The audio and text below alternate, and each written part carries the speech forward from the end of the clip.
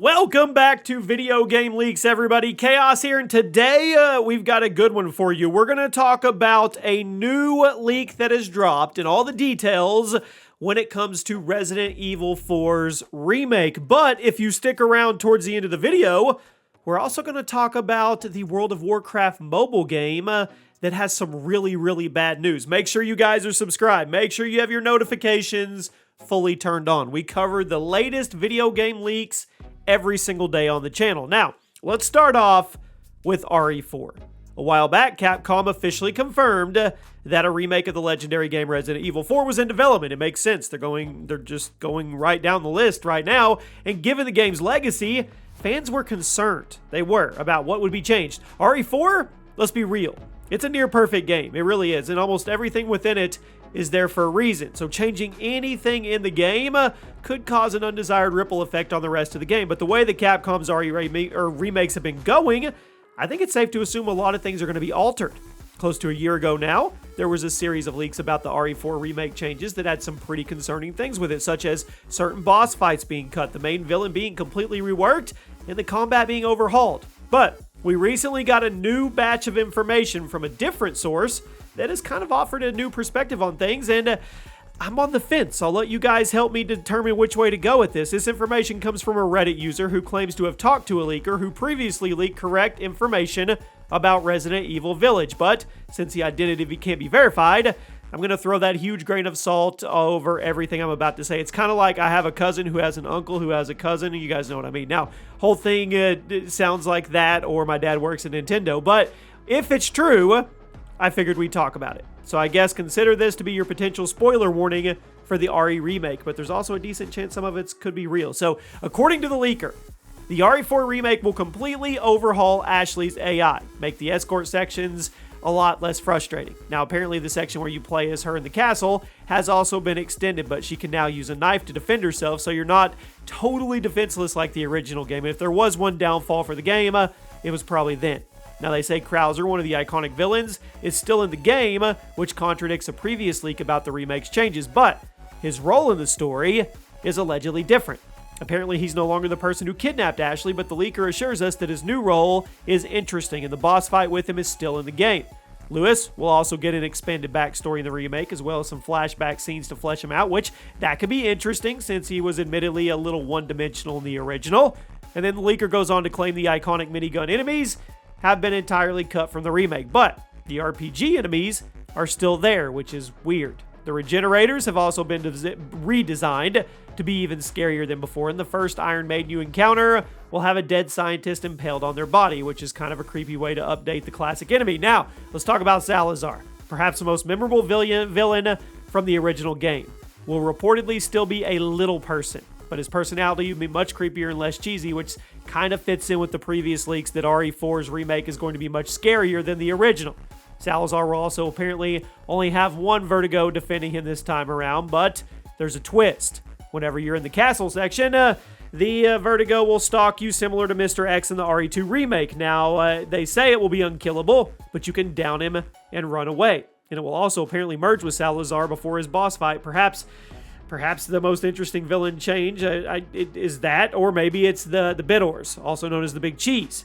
He will have an expanded backstory and will constantly stalk you whenever you're in the village sections of the game. Again, a la Mr. X. Now, thankfully, he still turns into a giant centipede monster, and you have to have a big boss fight with him. Yeah, okay. Now let's talk about Del Lago's boss, the boss fight. They say it's been completely reworked. It's now similar to the fight in RE Village. The leaker stated there will be 2 demos for the remake that are scheduled to drop in January. One of those will take place in the village, and the other one in the castle. Now, the original poster of the thread said they would come back and respond to any questions, but weirdly, at the time of this video's recording, which is well over 30 hours after the thread, not a peep, which kind of makes me feel suspicious. So you guys let me know what you think. I want it to be good. I don't want them to change a lot. The Ashley AI things I get, but other than that, I just don't want them to ruin it. I really don't. Give me your thoughts. Now, any World of Warcraft fans out there, any mobile gaming fans, well, this is not a good video for you. It's a bad news video. World of Warcraft, easily one of the biggest games in the world, even if it's not as big as it once was. Ever since its launch in 2004, Blizzard's flagship MMO has been a cultural phenomenon, but many people's they've been upset at the lack of diversity. I mean, Warcraft started as a strategy game before turning into an MMO, but ever since WoW launched, there hasn't been anything else in terms of game releases. Now, granted, Blizzard has had their hands full with other amazing, spectacular projects like Diablo Immortal, and that's the exact reason why we just got the news we did. Diablo Immortal may have had some decent money, but it was a PR disaster for Blizzard, and recent reports have suggested that it didn't even really turn much of a profit, considering how long it was in development and how much money had to go into marketing and distribution. Blizzard's business model hasn't been great, considering the fact they've only released a handful of games in the last few years, and they've almost all been complete disasters. Warcraft 3 Reforged, Diablo Immortal, you guys know what I'm saying? So according to a recent report by Bloomberg, Blizzard and partner NetEase have scrapped a World of Warcraft spin-off mobile game that has been in development for over 3 years. And since this news comes from none other than Jason Schreier himself, I have no reason to think it's fake. The report reads as such. Activision Blizzard Inc. and NetEase Inc. have torpedoed a World of Warcraft smartphone game that has been in development for 3 years, raising questions about one of the industry's most lucrative business relationships. NetEase has disbanded a team of more than 100 developers tasked with creating content for the title, only some of whom were offered internal transfers. People familiar with the matter said the two companies disagreed over terms and ultimately called a halt to the project, which has been kept under wraps. A person familiar with the deal said, asking not to be identified, discussing private information. The decision cast uncertainty over Blizzard's partnership with China's number 2 gaming giant, which affords a U.S. studio a valuable window into the world's biggest mobile market. So you guys tell me. We'll have to say, the now canceled title, or alleged canceled title, was codenamed Neptune, and it was going to be this massive multiplayer online role-playing game set in the same universe. Now, nobody has given any comments, but given how poorly their last mobile game was actually received, I think it's safe to assume that Blizzard was planning something similar with the business model, which, let's be real, it would have been an absolute disaster, especially considering how much bigger of an IP World of Warcraft is when compared to Diablo. Think about all the holes Blizzard dug themselves in the last few years. There were the StarCraft 2 controversies in 2020, then Diablo Immortal, and they've been driving Overwatch 1 into the ground while constantly delaying Overwatch 2, and that's not even getting into the whole Warcraft 3 Reforged disaster.